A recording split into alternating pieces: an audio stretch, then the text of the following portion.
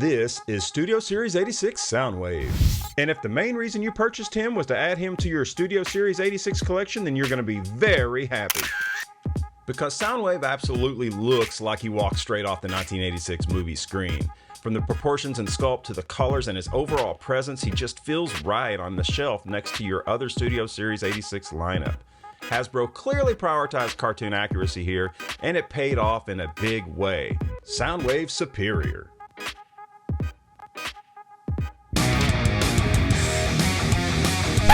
I can't believe I said Soundwave Superior. That is so trite. Anyway, here he is, and we're going to dig a little bit deeper than surface level on this one.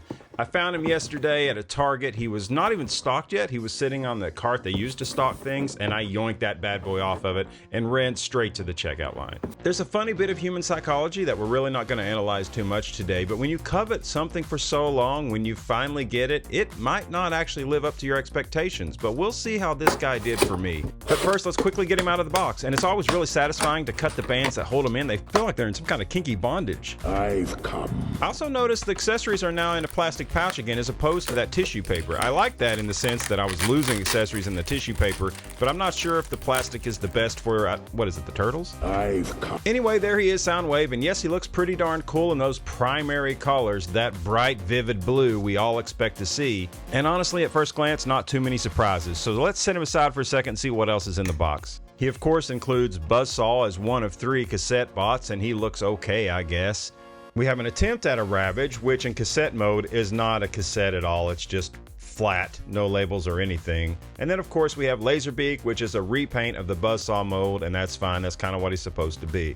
And, of course, he comes with his concussion blaster / rocket launcher / handheld floppy gun that he always has, and that's pretty accurate to G1. It's just not ever been a very fun weapon for me. And by the way, I tried to pull the little blue cap out to see if it extends, and the blue cap pulled off, so don't try that. At least it pops right back on. On the other hand, his sonic cannon, I think, does look really cool. I think the paint details are really nice on this, and it's what it's supposed to be. It's a very cool sonic cannon. And seriously, am I the only one who just never really liked that gun? Honestly, I just feel uncomfortable even pulling that part out. But anyway, he of course can hold it just fine. And it is Soundwave's weapon, and it doesn't look terrible. So there you go. Pew pew. And here's a hot tip that a lot of other reviewers won't tell you, but his cassette bots, they'll store right inside his chest cavity like that, which I think is absolutely incredible. All jokes aside, as with all the other collectors out there, I am very happy to finally add Soundwave to the Studio Series 86 collection with Megatron and Optimus Prime, and he stands alone on his own as just a legend, an icon in the Transformers series, and I absolutely love him. For us G1 kids, there was something magical about this original transformation where you just push the legs down, twist them around, you flop out his feet, and then you swing the arms around, pull the head up and down, and then drop his fist down, and you're done. I mean, by the time you made that iconic transformation noise from the 80s cartoon, you could have this amazing robot ready to go, ready to fight. And almost just as quickly, you could push everything back together, snap his head down, flip the legs around, and before you know it, he was back in micro cassette player mode, and your dumb parents wouldn't even know this guy was just a murder robot 2 seconds before. And yes, he represented a gadget you might have in your house really well. I mean, the volume button worked on one side, which is just so cool, and on the other side you had that select button that worked as well. It was just such a cool toy to have sitting around, and I absolutely have great memories of it. And listen, I don't want any trouble, but none of the more recent iterations of Soundwave have ever come close to recreating that magic in the alt mode, and Studio Series 86 is no exception. It's fine in the alt mode, but you have to go all the way back to G1 if you want that original Walkman magical experience. But that don't mean that robot mode isn't beautiful, and it is. Soundwave is absolutely gorgeous, and he fits in so perfectly with your other Studio Series 86 and modern G1 Transformers. In that aspect, Hasbro absolutely knocked it out of the park. I really just can't say enough about how great this paint job is, and I do love his head sculpt. I love the red eyes and the mask. I think that all looks really good. The cassette doesn't look as good in his chest as, say, even the Legacy Voyager Soundwave did, and that's partly because the cassette bots just aren't as good. On the back, he looks fine, but I do hate that he has the extra play buttons back there on the back. That's a shame that he has that on both sides. He does have articulated fingers, which is nice, but altogether, he doesn't have the single articulating index fingers like Prime and Megatron have. That's kind of a shame because I'd love for him to be able to point, but that's a very minor complaint, and I'm mostly just nitpicking. I mean, hey, the eject button works, and what more could you really want for a Soundwave than that? Well, maybe you want great cassette bots to go with them, much like Legacy United, who came with that amazing Buzzsaw, Ravage, and Rumble, an absolutely stellar figure with stellar cassette bots. You don't really get that with Studio Series 86 Soundwave. These cassette bots are just way more plain and don't look nearly as good, not even as good as the retro Soundwave. This is not a hot take either. Several reviewers have already noted this, as well as other people have just bought these figures. When it comes to the cassette bots, the paint is fine, but the sculpting is really not there, and they're just a little too plain, and they feel more like afterthoughts than something they put too much time into. As terrible as his alt mode is, Ravage transformed is not too bad and the least objectionable. Laserbeak, of course, is just kind of boring, and therefore so is Buzzsaw as well. I did happen to notice on the box, though, that their wings can turn up, supposedly, so I decided I would give that a try. And yes, you can kind of make it work by folding it up and down like that, but it is a risk. And whoops, that's not too good. As you can see, this did not turn out well for me on Laserbeak, but the problem was I'd already done it on Buzzsaw, and that worked just fine. Still, maybe try this at your own risk. That yellow visor on the G1 toy, it should be noted, has tended to be red in more modern iterations of Soundwave, and that includes, of course, Studio Series 86, which makes sense because it's movie accurate. Regardless, let me know in the comments if you're happy with the red visor, or do you want him to be more like the original toy with the yellow visor? Personally, I prefer the red visor, especially when it's accentuated with some great light piping. An interesting thing to note about his knees is they are in fact collapsible, which can be kind of cumbersome. If you're messing around with them, you might push them in. And it's kind of the first time I've seen them do this sort of thing on a Soundwave. It may make for a cleaner transformation, but in every other version, those have always been bent and they fold into place just fine and make a cool look.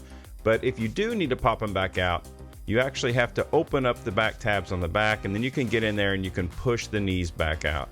And now let's just transition into transforming this guy into his alt mode. We can start by lifting his arms up to give us a little space to work. Then you can pull these tabs down, and then you can kind of fold up the fingers and tuck the hand inside, and then once you have that in there, you can snap that back into place. And then of course you're going to do the exact same thing on the other side. I struggled a bit with the fingers, but they pretty much fit no matter how you have them. Then you can just bring the arms back down on either side, and now turn him around, but don't twist the waist like I did. It's not necessary yet. What is necessary is popping out these tabs on either side before you then pull the backpack back so you can tuck his head in and then close that up again. At this point, you can attach his guns on either side of the backpack, and those will stay locked into place nicely. And now those back panels will tab nicely into his guns on either side to complete the backpack. A look that I don't think is great, but it's not too bad either. And by the way, you can flip the accessories either way. Next, just fold those arms back in on either side, just like all Soundwaves have always done. This is the first time you should twist the waist, but it's the second time for me, so it's backwards, but we'll worry about that later. Pull this panel out, pull these panels out, and get that ready for the legs. And now just pull out these little top panels on either side, move them to the middle. And notice here I'm pointing out this little bit of damage. Soundwave came like that, and this is the second time I've pointed that out. These little scuff marks are just how it came. Now open up these big panels. You can take the feet, you pull out the under part of the feet, and you're not making a heel, you're making a way to close it up. Then you turn the foot around and you fold the foot into place and you leave it just like that. Then you're going to do the same thing on the other side, fold that foot into place, and then after you do that, you can close the bottom tabs, but you're supposed to leave the top tabs open. Because if you do it like I just did it, you end up with these gaps which look stupid. But hey, we keep it real here. So anyway, I opened back up the tabs, so just remember, don't close those before you transform, and then you can shift the leg into place like that, and it should tab in quite nicely, and then you're going to do the same thing on the other side. And notice it goes in squarely, and not with that angle like all the other Soundwaves, because those knees do collapse in. And for the final steps, those arms will tab into the back just like that, and then of course make sure those back panels close up again and everything is lined up straight. And once you're done with all that, there you have his alt mode. And as I suggested earlier, this is where he's weaker as far as I'm concerned. He just doesn't have the magic of that original G1 Soundwave. Here you can see G1 going to the Retro and the Legacy, and then Studio Series 86 right here. And honestly, I'm not hating. It looks fine. In fact, it looks cool, but it is just not as good as the robot mode. The robot mode is near perfection, and the alt mode is pretty okay too. It's fine. It's not as good as the original, but again, this is not about the G1 toy, it's about the G1 movie, so it's fine. And hey, if you want a really cool cassette player or transformer, get yourself a blaster. Anyway, that's my review of Studio Series 86 Soundwave, an absolutely stellar addition to the SS86 Club. Thank you so much for watching, and as always, please like, subscribe, and comment down below how you feel about Studio Series 86 Soundwave. I'm out of here.